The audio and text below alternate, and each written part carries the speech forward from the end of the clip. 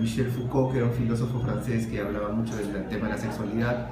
Entonces, habían vivido en el extranjero, y cuando cambió el gobierno militar que había en el Perú y comenzó un nuevo gobierno, y además todos ya pasaban los 30 y tantos años y eran, digamos, profesionales ya con su propia vida, varios de ellos, que eran un grupo que se veían ahí en el extranjero, vinieron al Perú y decidieron que había que cambiar un poco las cosas porque aquí no había información, todo lo que se había avanzado no había llegado acá porque los medios de comunicación pertenecían al gobierno, entonces no se había informado nada. Entonces, cuando llegaron y se habían fundado nuevos medios de comunicación como La República, entonces comenzaron a publicar cosas ahí, pero como eran personas cuyos apellidos no querían que se mancharan, entonces utilizaban seudónimos, no publicaban sus propios nombres.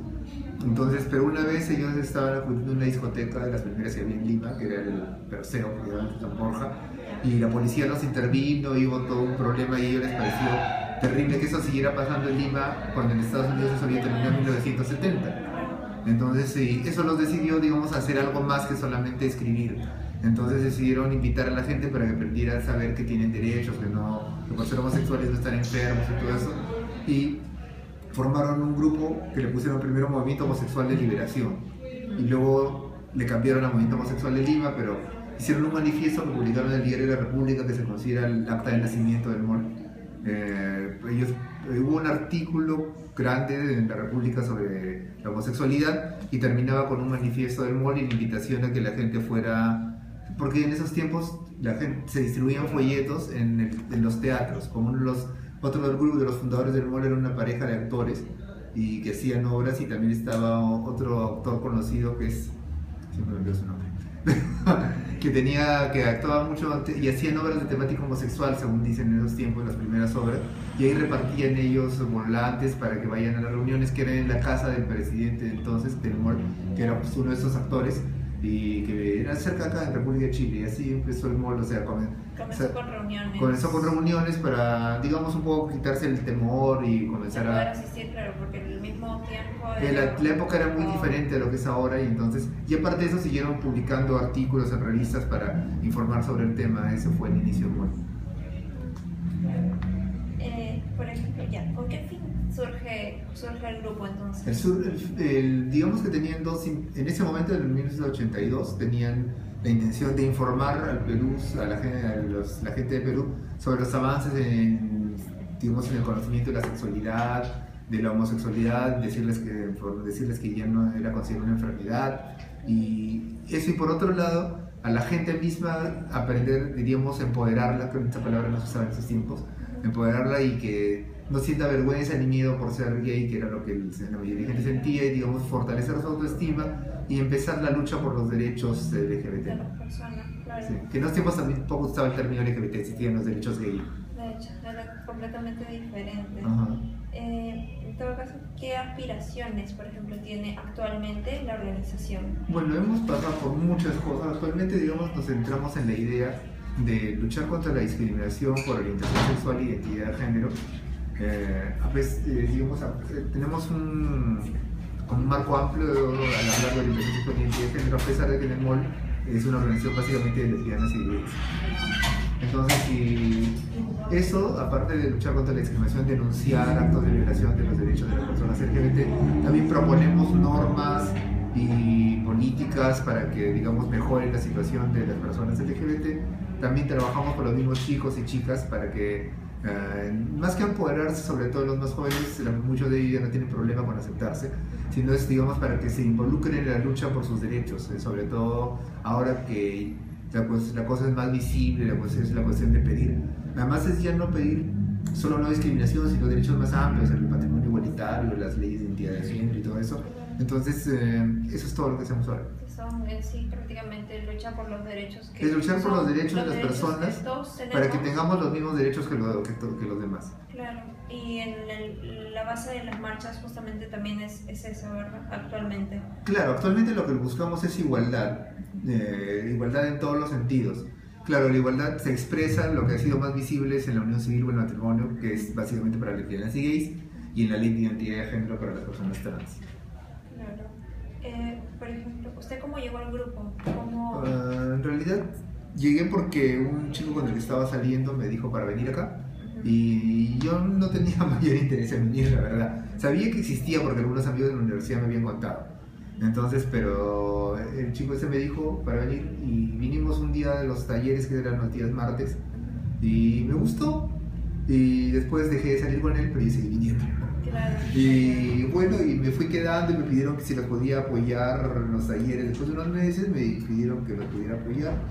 Ya pues dije, vamos a... Yo estudié Derecho y después también me puse a estudiar Periodismo. Y entonces sí, seguí aquí viniendo, apoyando los talleres. Luego al final me quedé dirigiendo los talleres y después me invitaron a ser parte de la asamblea y después me eligieron presidente. Es por medio de todos esos Claro, he ido pasando bastantes años. Presidente, y siendo como el presidente de la organización, ¿usted es el que organiza, por ejemplo, los temas que se van a hablar o usted lo No, eso conversa es en grupo? independiente. O sea, por ejemplo, Oliver con los chicos organizan sus temas. Y el presidente sobre todo es el vocero, o sea, cuando vienen medios de comunicación a preguntar un tema contesto, cuando vienen estudiantes universitarios contesto, o sea, Claro. mi función es básicamente hablar por la organización. Claro. Por ejemplo, ¿cuál es la metodología de las reuniones? ¿En qué se basan? Bueno, en eso tendría que explicarte lo mejor, Oliver, porque digamos, yo dirijo las de los martes, que son un poco diferentes a las de día sábado. Las de Por los, ejemplo, las de los martes es básicamente proponer un tema y discutir. Están dirigidas a personas mayores. Los mayores, sí, algo así nos comentaron. Y digamos, los días martes, por ejemplo, la semana pasada discutimos sobre el orgullo, qué significa el orgullo, por qué deberíamos sentir orgullo de ser quienes somos, y la discusión sobre eso. La próxima semana va a ser sobre religión, compartir sobre nuestras experiencias respecto a la de religión. Entonces, y básicamente es eso, o sea, proponemos un tema, hacemos una pequeña introducción y todo el mundo opina. Claro. Aquí es diferente, y digamos, más claramente te lo puedo explicar él. Claro, Digamos, porque es más didáctico. es más horizontal, digamos, es más... no usan sillas ni nada en el suelo y Sí. a veces viene alguien y explica un poco un tema y luego ya todos le preguntan a él, se hacen comentarios entre todos. Es, digamos, otra dinámica porque son más chicos, más jóvenes, ¿no? Sí. Bien, y por ejemplo, ¿qué ventajas y desventajas usted cree que existen en el grupo? En general en todo el mall, O personales. digamos, digamos el mall es una de las ventajas que tienes si hablamos como organización. Es que es una de las pocas que incluye a lesbianas y a gays. Normalmente son o solo de gays, o solo lesbianas, o solo de trans. La nuestra es una de las pocas que ha sobrevivido y siendo lesbianas y gays. Por otro lado, eso a veces es una ventaja, pero también tiene sus problemas, porque a veces hay ciertas fricciones, en el sentido de que, por ejemplo, las lesbianas piensan que hay demasiada atención centrada sobre los gays y ellas siempre resultan invisibilizadas. Por eso normalmente hemos tratado que los dirigentes de mall sean una lesbiana y un gay. Justo en esta oportunidad, por diversas razones, somos dos gays. Está yo, que es el director, y yo, que soy el presidente. Normalmente uno de los cargos debe haber sido de una lesbiana, pero esta vez no hubo esa posibilidad. Entonces, y también es por el hecho de que durante el trabajo que se ha hecho durante mucho tiempo, ha estado vinculado a la prevención de VIH, que además la única fuente de ingresos que hemos tenido ha sido presentar proyectos sobre prevención de VIH, que es lo único a lo que le dan financiamiento, y eso está básicamente centrado en gays, en bisexuales y personas trans, y las lesbianas han quedado siempre como en el margen. Entonces eso ha causado algunos inconvenientes, y además también en el hecho que, digamos, no hay una representación paritaria actualmente en la asamblea, que somos 17 personas, son 5 chicas y 12 chicos, o sea... alguna vez fuimos más, pero se han ido varias de las chicas, entonces algunas éramos más en la misma cantidad. ¿Puedo dejarlo así? Déjalo pasar. Pero por diversos factores actualmente no hay una representación equivalente, no debería haber. Bueno, pasa. Entonces ese es alguno de los problemas que han surgido. Ya, señor, ¿sí? ¿Alguna pregunta? O sea, básicamente a lo que queríamos consultarle ahora es en el entorno social, o sea, ¿cuál es usted que piensa, cuál es el problema principal que frente, digamos, la sociedad frente a esta igualdad de derechos que ustedes están proponiendo? O sea, el problema que tenemos nosotros, el problema que se viene del otro Claro, lado. ¿cuál es del otro lado? Porque, o sea, la sociedad, o sea, evidentemente hay un problema, o sea, la sociedad no acepta, digamos, la igualdad de derechos entre las personas. Entonces, ¿Cuál es el motivo que usted piensa? Ya, bueno, una de las razones, digamos, es nuestra cultura que tiene una fuerte influencia machista, sexista, que es reforzada por cuestiones religiosas y que eso deriva además en que, digamos, hay otros refuerzos en los medios de comunicación, etcétera, respecto de esta cultura sexista, fuertemente machista y, digamos, donde la religión todavía tiene mayor poder que en otras sociedades latinoamericanas. Claro, bueno, entonces, principalmente ustedes se originaron para apoyar a las personas, digamos, a las personas homosexuales, que seguramente muchos años atrás, como usted lo dijo, por el mismo gobierno militar, seguro que las libertades eran mucho más... Y en realidad en el Perú hemos tenido, digamos, nuestro avance ha sido bastante lento. Es peculiar porque el Perú, por ejemplo, no tiene leyes contra la homosexualidad desde 1920. Somos uno de los primeros países de Sudamérica que dejamos de considerar la homosexualidad un delito. Pero parece que eso fue lo más que avanzamos y ahí se quedó. Pero, por ejemplo, Argentina, que ahora tiene matrimonio igualitario, era un delito ser homosexual hasta 1998, lo mismo que en Chile, y ellos ya tienen también unión civil. En cambio, nosotros hace casi 100 años que despenalizamos la homosexualidad y no hemos avanzado nada más que eso, porque no tenemos casi ninguna ley que hable del tema. Entonces, es un problema de nuestra cultura, sobre todo. ¿Usted considera, digamos, que, o sea, bueno, es claro, digamos, que la iglesia es algo que tiene un gran poder, pero usted, digamos, cree que ha habido algún intento, digamos, de la iglesia de tratar de reconciliar, digamos, entre los grupos, de tratar de diálogo? Digamos, no de la iglesia oficial, digamos, que sacerdotes en particular han, digamos, sobre todo vinculada a cuestiones sobre el VIH, algunos sacerdotes, digamos, digamos que se han ablandado un poco. Hay algunos sacerdotes, por ejemplo, hay un caso muy particular aquí en La Victoria, de unos sacerdotes que aceptan a un grupo de travestis que tienen una cofradía religiosa, es una procesión de la Virgen de la Puerta. Entonces, y les permite asistir a misa.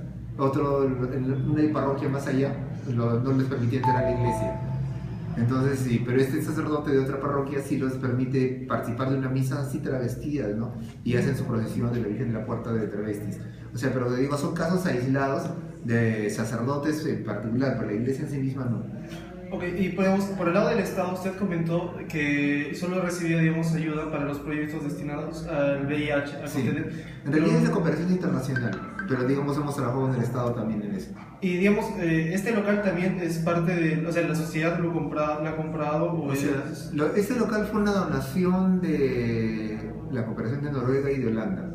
Lo que pasa es que cuando surgió el MOL, en 1982, luego el MOL en 1987, 88, cuando comenzó la epidemia de VIH, fue la primera organización que comenzó a tomar, digamos, a informar sobre VIH, a tener una línea de información, antes que el Estado lo tuviera 5 años antes.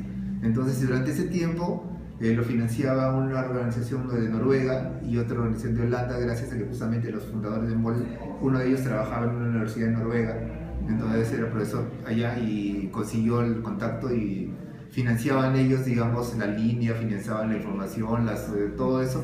Entonces, cuando se fueron, luego 5 años de estar aquí y se consiguió además que el gobierno asumiera como era su deber, entonces, como final, cuando llegaba además la otra organización holandesa, decidieron que deberían tener un local, porque hasta ese momento pagaban el alquiler de una casa.